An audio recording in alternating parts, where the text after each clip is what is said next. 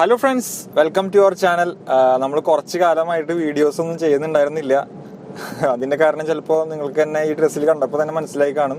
വേറെ ഒന്നുമില്ല, കല്യാണമായി. അപ്പോൾ കല്യാണത്തിന്റെ തിരക്കിലായിരുന്നു കുറച്ച് കാലങ്ങളായിട്ട്. അപ്പോൾ ഇപ്പം നേരെ കല്യാണത്തിന് വേണ്ടി പോയിക്കൊണ്ടിരിക്കുകയാണ്.